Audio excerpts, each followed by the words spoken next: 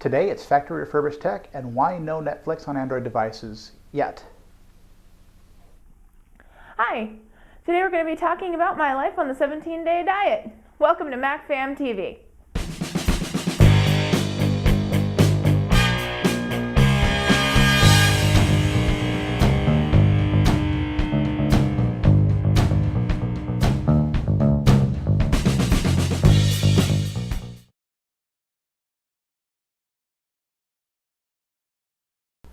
Today we are seeing more and more high-tech, amazing equipment falling into the bottom end of the price market.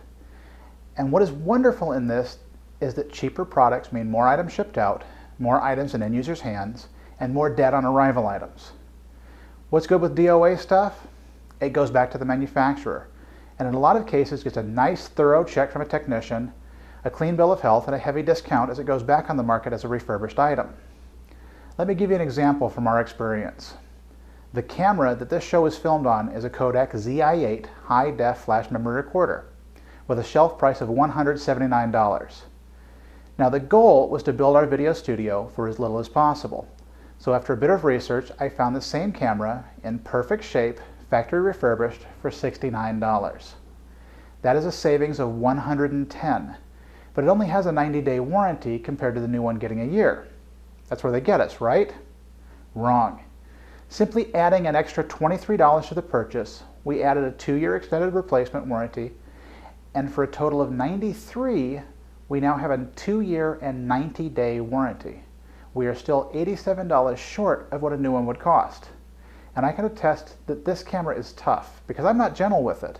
I've dropped it several times and even managed to squash it and the tripod under the garage door, and it is still filming. Pay attention when you see things that say refurbished. If it states factory refurbished, you can be reasonably assured that the work was done by the manufacturer or a contractor to the manufacturer, and that the technicians doing the work have been appropriately trained. Factory refurbished equipment sees more hands-on time than new parts do, and you can be sure that the item is in perfect operating condition when it leaves. However, you will often see information that only states refurbished, and it is a very good idea to find out who is doing the refurbishing. It is not uncommon that these refurbished items are simply the survivors of a shipping accident, where companies buy whole containers and sift through to find what survived the accident. These items usually have little to no warranty, they will not be supported by the manufacturer, and they will often be ineligible for extended warranties. Stay away.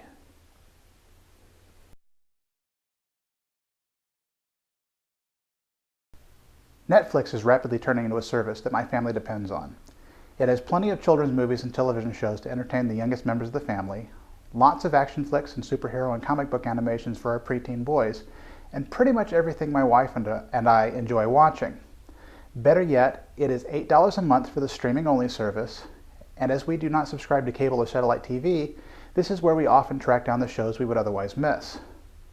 The one issue that we find disappointing is the lack of support for Google Android cell phones. Vic and I both have Android-powered phones through Sprint, largely supported by our desire to support open source software.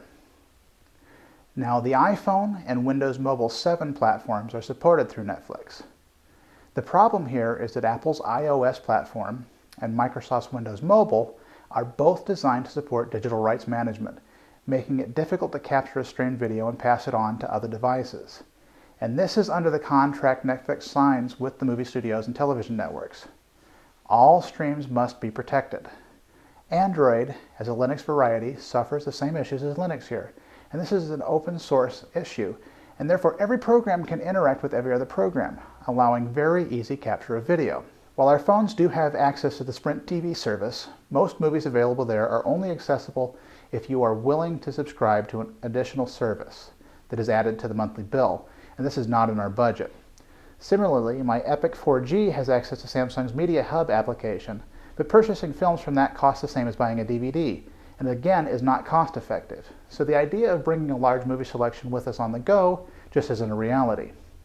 However, as time goes on, many people have learned how to run a virtual machine within Linux, allowing digital rights management and protecting the stream, giving these systems access to Netflix. I imagine that as Android continues to develop, we will begin to see changes in Netflix and development for an app on Android devices. Time will tell.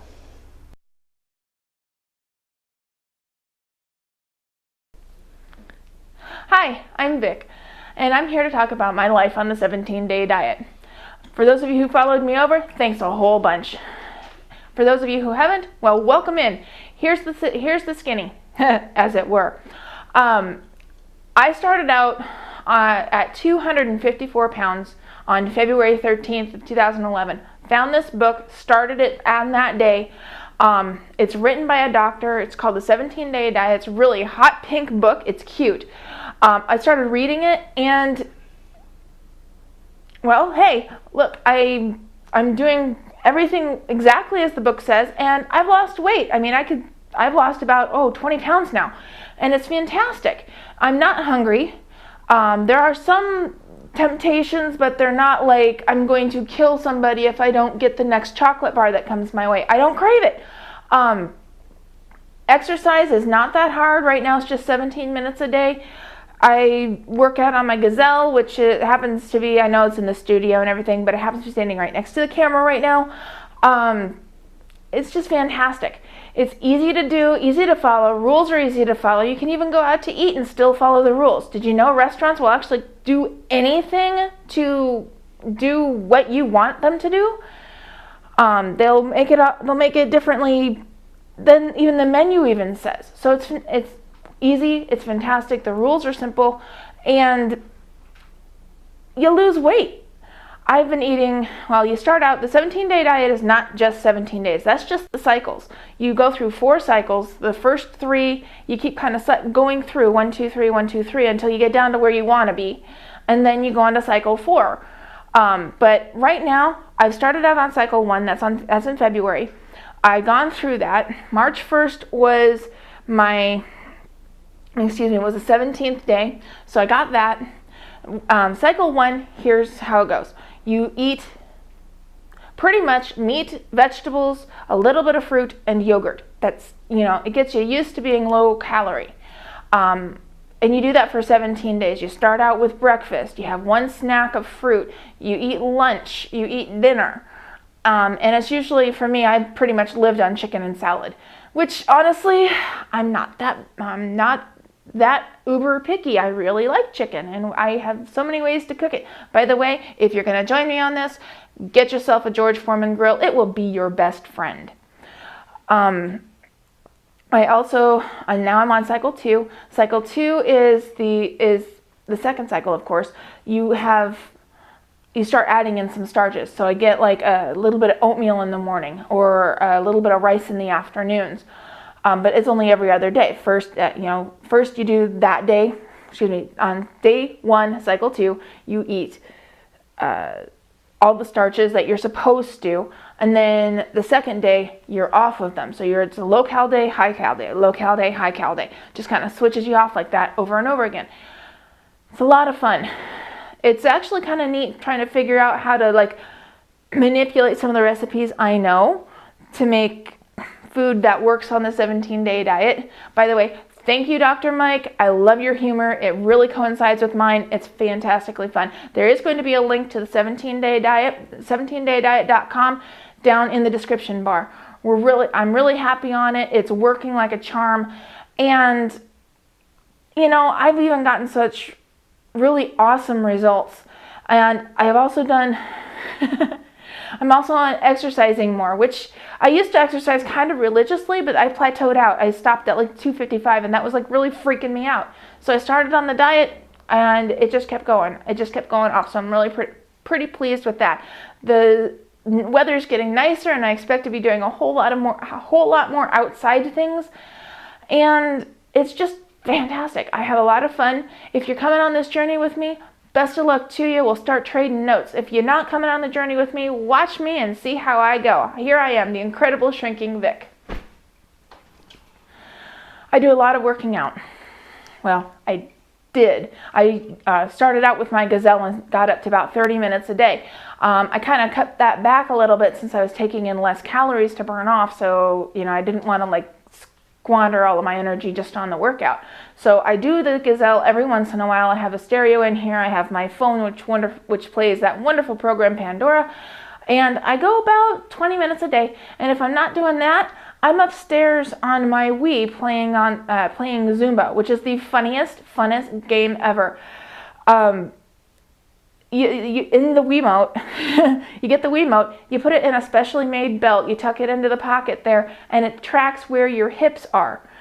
And it's really entertaining for my husband, and my kids are sitting there going, "What the heck is up with you, Mom?" And I start giggling throughout the whole thing because I know I look like a moron with my hips flying everywhere because I don't dance with my hips. But it works. It gives me a run for my money, as it were, or a dance for my money, and I'm having a lot of fun.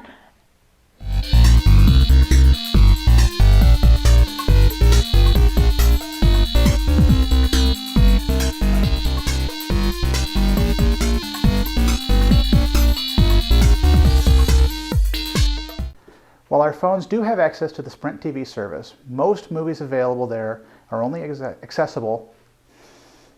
Do it again. I want to shoot myself in the head. Not really.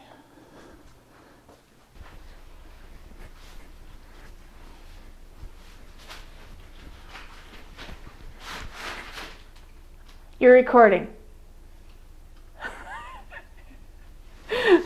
This had better not show up in the outtakes. It's a good way to build muscle tone and burn calories.